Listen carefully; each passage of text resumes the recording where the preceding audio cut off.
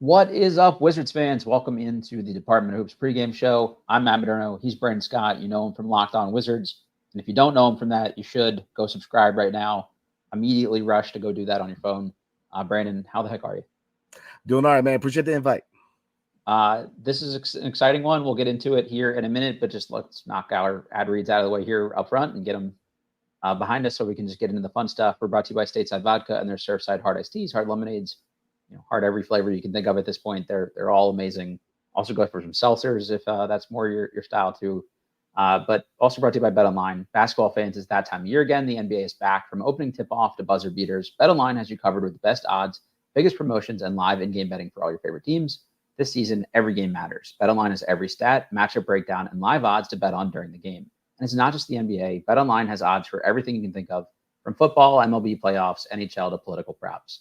Head to the website today or get on the action with America's most trusted site for online wagering. BetOnline, where the game starts. Okay, so Brandon, let's just we'll dive right into the good stuff here. Obviously, the Wizards are fresh off their first win of the season. How did you feel about that one? I guess maybe let's start there. I think I was pretty hyped about the Bilal game, especially, but I want to get your take on it. And I know you talked a lot about it on the show already and his extension, but just want to have you do it on this platform too. Oh man, I loved it because it shows where they're at culture-wise. People don't realize how important culture is in a rebuild. We're going to year two. Culture is very important. And the mantra of playing hard, playing to win. You see that under new head coach Brian Keefe. These guys they responded well to him last year, and I was very happy that he became the head coach because you see the difference between him and Wes Unseld Jr. Nothing, I don't want to kick a man while he's down, but this team they play hard, they fought hard. So it was a good culture win. And Bilal, I'm telling you, man, once he figures it out on a consistent basis, he's going to be nasty. I've seen a lot of people today talk about like Brian Keefe's offensive system. It's so good, so good. I'll be honest with you, like I watch a lot of basketball. I don't know how I could tell you how his system, is necessarily all that different from Wes Unseld's. To me, it's exactly what you hit on, though. It's the willingness to just let the young guys go out there and get their licks in and make mistakes and play through it. Going to Bilal 3 times in a row, as like an isolation scorer to close the game. Like that wasn't some particularly inventive or creative offensive set. It was let Bilal get downhill and just make a play. And that was like probably the most impressive coaching maneuver I've seen all year last several years. Is just, hey, he's got an advantage here. Let him cook. And that was awesome. Yeah, well, another thing I like about Brian Keefe is he's a motivator. If you look at a lot of your most successful coaches in the NBA, the biggest part of their coaching is motivating, getting the best out of guys, dealing with egos. If you look at what we have in DC, we have, a healthy mix of young guys and veterans. So you got to, kind of be a balanced coach, right? You got to be able to deal with the veterans and still develop the young guys. So, he's done well as a coach so far. Like I said, his resume as a development coach, it's immaculate. It goes all the way back to LKC with James Harden, Russ, and KD. So I love it. I think that's probably the piece to me that's the biggest difference between him and Wes Unseld Jr. is they just seem like bought into what he's doing for them, and like guys just seem to respond well to that. And obviously Wes knew his stuff. It just Jahadi, I think, said it best on the show one time that he says great things. It's just best coming out of somebody else's mouth. And that was, he could funnel it up to a head coach, but he wasn't able to sell guys on his vision. Whereas like with Brian Keefe, I get the sense that these guys are like locked into what he's doing. Now, granted, it's only 3 games into, his first year as full-time head coach. So we'll see. But so far it just seems like they're on the same page, which is huge. Well, players like anybody else, they do their history or they look at the history of the coaches they're playing underneath. Yeah. So the resume. People respect resumes. Like if you're trying to hire a guy, you want to hire a guy that has experience in that field as opposed to a guy that showed up. And Wes Unseld Jr., like I said, just a classic example, kind of like Cleve Kingsbury in the NFL, where he's a good assistant coach, not really there as a head coach. The name, it is what it is. That's very synonymous with the organization. And I get at that point, I did get the move because of his name and how synonymous it was. But I think we know now that he's best served as an assistant coach, and that's fine. Like I said, you look at the NBA, not everybody's meant to be a starter. There's guys who are, you got your Robert Ory's out there who just happen to be that guy that last shot. So, and then the biggest thing too, kind of going to that point is people forget how important the role player is in the NBA. We often talk about, starters, all-stars, but, You look at championship teams, especially dynasties. Look at Golden State. Look at the Chicago Bulls. The role guys are guys who really shine it when moments needed them. So I'm a big believer in like you have to give guys a couple years before you fully decide, what they can be or give up on them too early. But I'm also a believer in when a guy can play, you can just kind of tell right away. And I'm not suggesting what the ceiling is or these guys are maxed out or anything. But all three of these rookies, I think you've seen enough already to just be like, yeah, these dudes can go. And that's sort of the best part here is they're all in the starting lineup tonight. So for anybody who hasn't seen this yet, the Wizards are starting Jordan Poole, Bub Carrington, Bilal Coulibaly, Keyshawn George, and Alex Sarr. Brandon, I love this. It might be my favorite starting five the Wizards have rolled out in like 7 or 8 years at this point. I guess I don't know. What's your take on letting all the young guys kind of sink or swim together? Oh, I love it because they're the future. The sooner you can see them build that chemistry together, the sooner they get better together. Because eventually it's going to be a youth movement. Will Dawkins said himself after the deadline, he's going to get a younger. He's going to become a younger team. So you want to see them build a chemistry because they're the future. And I kind of said on my show, man, that when you look at, obviously a lot of people are high on the 2025 draft, as opposed to his previous draft, but you got to put a little respect to Will Dawkins, what he did with his previous draft, because Alex Sarr to me was a no-brainer number 2, but to kind of make those moves for Keyshawn George at 24 and Bub Carrington at 14. I mean, those are really, those are chestnut chicken moves. So, but going back to the point of the 2025 draft, I definitely believe that draft is going to be one of the final pieces because I love this young core we have. I mean, Bilal Coulibaly, I'm excited to see what he can do because he, we're going into the 4th game, small sample size, but he's shown that. I'm telling you, he's a dog in the defensive end, but once he figures it out offensively, he's going to be a star in this league. And you can say the same thing about Alex Sarr. I know a lot of people were on him at the Summer League, and Summer League's it's too small of a sample size. Really. I never want to hear that again from anybody. After that, like if this guy can have the worst Summer League game of all time by all accounts and look solid from day one, it just should tell everyone how meaningless that is. Oh, absolutely. There were people that are actually ready to call him a bust. And I'm like, there are still people who are currently, by the way, after even what they've seen in real games. So everyone just needs to chill out. Yeah, they definitely need to chill out because you see the potential. I mean, obviously, the first part of his game that's going to shine is his rim protection. He's 7'1". You see, I mean, he's nasty in the paint, but you see the offense. He just has to be comfortable. He has to find his footing in the NBA, and I think with the proper playing time and touches, he's going to get there.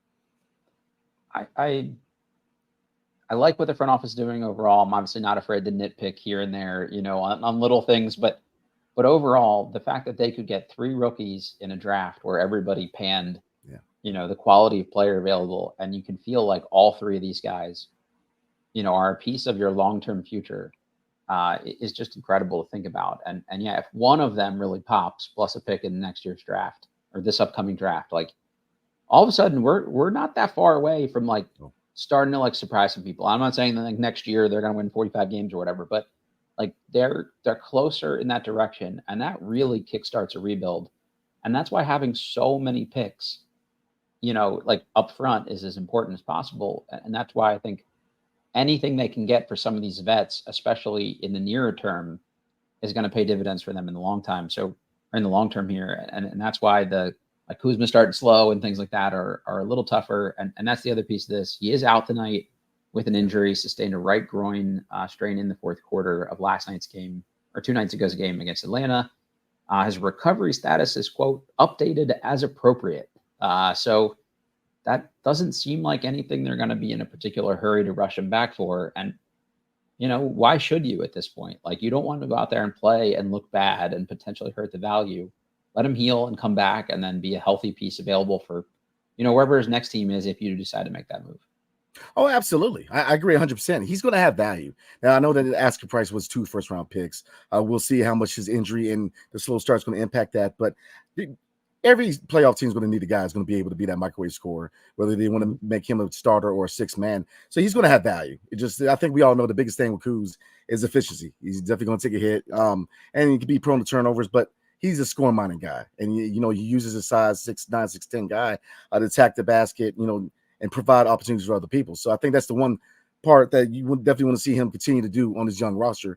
But you hit the nail on the head. You really did. Because a lot of these vets, what's rush? And Malcolm Brogdon. Now, I will say there is kind of a rush with Malcolm Brogdon because You know, Nice to see something from him. Yeah. oh, absolutely. Because if you look at the price tag, 22.5, you definitely want to give some kind of value back. But look at the guys like Sadiq Bey. I don't see really a reason to rush him back. Give him a whole year to rest, and then next year, we'll see if he's that guy. Because look, he's still young too. And if you look at this roster, there's really kind of three categories. You got the vets who are definitely going to be on the move at some point. You got the gray area guys. Jordan Poole, Sadiq Bey, Corey Kispert. It can go either way, which is a good problem to have. Absolutely. They could be future pieces, but then I kind of understand it from the other, the other flip side of the coin, where if their values at a certain point, you can see them moving on from them. Absolutely. And then you have the rookies. So me personally, I like to see a youth movement at some point. I mean, I know they really want to invest heavily in Jordan Poole and Bob Carrington. And Jordan Poole, I'm telling you, he surprised a lot of people. And I'm happy to see him playing out. Like I said, he took a lot of smoke last season, and to see him come into the season, putting in that work in the off season, see him mentally kind of lock in. I'm excited to see how far he can go too. I know you've had some Jordan Poole stands, maybe more appropriate in your mentions at times, as have I. I'm not suggesting that they should do this, just simply from a team building perspective. He was untradeable last year, just being upfront. If you get this Jordan Poole for a 15-game sample size, there's a team out there that could conceivably say, ooh, not only would we trade for him, we would give you something back for him as well. And then, if he returns positive value, then you've really kickstarted your rebuild here. And again, I'm not suggesting they should, do your due diligence with him, see if he's a part of your long-term future. But if you decide he's not, or, hey, we don't want to landlock Bub, from minutes as a kind of a 1 or a 2, then so be it. But at least it's comforting to know that Kuzma's still going to have value because of the contract. Poole has to play well to have value. But the way he's played, I think any contending team could look at that and go, ooh, maybe that's a piece for us. Oh, absolutely. He's going to have value. And that's kind of why I'm saying, I'm not really surprised if they trade him or keep him, because I think he could be a future piece. But you also see, somebody's going to want him, and he's got value, especially if he can show that he can do what he's been doing on a consistent basis. That's the biggest thing with Jordan Poole, was just consistency. We know the talent's there. I mean, I was very excited when he came over for Golden State, because we saw what he could do over there, being that 6 man and being the guy who could spot start when Stephen Curry is out. So he could definitely play. It's just, I think the biggest thing that really impressed me about Jordan Poole from last season was, look, young players, we saw with guys like Denny and even Bilal, confidence is such a big key. And, if you look at guys who kind of succumb to pressure, and Ben Simmons, young guys can either sink or swim with criticism. And he got a lot of criticism. I mean, he was on Shaq and the Fool. I mean, he got it all. He was a staple on that, unfortunately. Oh, absolutely. And the fact that he kept working, they reverted him to 6 man. He played well. And then when Tyus Jones went down, he came in and he started and he showed what he can really do. So, people, but the other thing to kind of look at is he's still kind of improving at point guard too. So right now he's kind of showcasing that he can be a point guard, because, his biggest thing is being a scoring minded combo guard. So a lot of people are saying, oh, he's not the true point. He's 2 guard. I think he's slowly showing that he could be that guy if called upon as star point guard. I'm guilty of this. I forget how young he is sometimes. So he's not a finished product. So that's a great point, that he really hasn't been in this role for very long. And I think everybody, universally agreed that last year it didn't work for him in a more off-ball role. But he could still get better even from what we've seen. And I think that's another exciting selling pitch for whether it's you or his next team here. And I'm definitely man enough to admit when I'm wrong about things like that. But I'll also say, for the front office, I was convinced it would take them months into the season before we saw all 3 rookies playing meaningful minutes, let alone all 3 starting a game together. And granted, it took an injury for that to happen, which you don't like to see. But, I thought Keyshawn George would spend a decent portion of this year with the go-go. And that seems crazy to think now, 2 months later. So I love that as well. Other piece of this, just from the Hawks perspective, Bogdan Bogdanovic is out again. Kobe Buffett is out again. Dyson Daniels is now out. DeAndre Hunter is still out. Vit Krejci is now out. Cody Zeller is still out. They're running out of dudes. I would imagine Garrison Matthews slides into the starting lineup for them, but that suddenly becomes a winnable game again for the Wizards when you're playing a team that's this shorthanded. Brandon, this would be huge for these young guys, I think. We as fans are tank, lose as many games as possible, but But just for the young guys of like, hey, we can compete and we can impact NBA games. Like now, these dudes are going to be like just out of control, like from a mindset perspective. If they can go out and maybe not even get another win, but at least give Atlanta like another like strong run for their money here. I think that'd be big for the confidence. Oh yeah, it reminds me of OKC, where people, when they started looking at OKC and saying, "Oh, SGA can play. Now I might want to go play with him."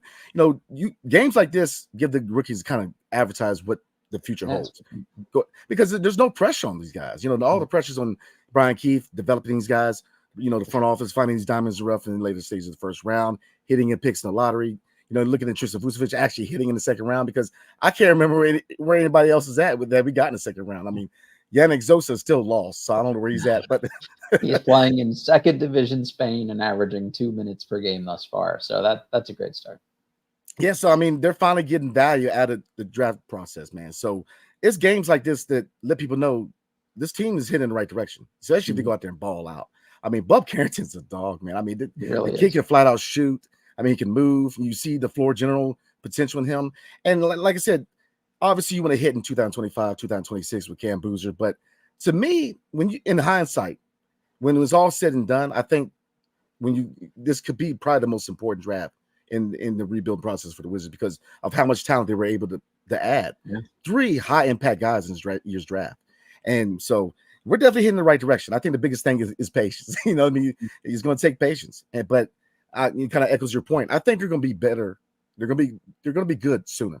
I don't think it's going to take 3-4 years. I think that after the 2025 draft, once you kind of get that face of the franchise guy, because Cooper Flag, if we're able to get him, I mean, he carries face of the franchise possibility. Same thing with Ace Bailey. You add one of those guys to this core, all they need is chemistry and playing time, and we're definitely heading in the right direction. I think you just nailed that too. Like, certain guys have that Pied Piper effect that people just want to play with them. I think something about Bub, he's got that kind of energy to him too, that I think other NBA guys will say, all right, Hooper, like I want to play with Hooper. Like, you hear them just talk about certain players sort of reverentially like that. And he's a rookie. I'm not suggesting he's there, but the vibes are right, I think. Whereas, like, you could see that about Bilal. Maybe like, I don't think Sarr is the guy that's necessarily like everyone's going to gravitate toward playing next to, but he makes everyone look better. So maybe I'm wrong there too. So I think that'll be great to see. Brandon, we'll just start to wrap this thing up because we're getting close to game time here. Any particular matchup you're looking forward to seeing tonight? Is it, Bilal, can he shut down Trae Young for a second straight game? Or is it Sarr against Capella or Okongwu? I guess, which one are you most looking forward to see?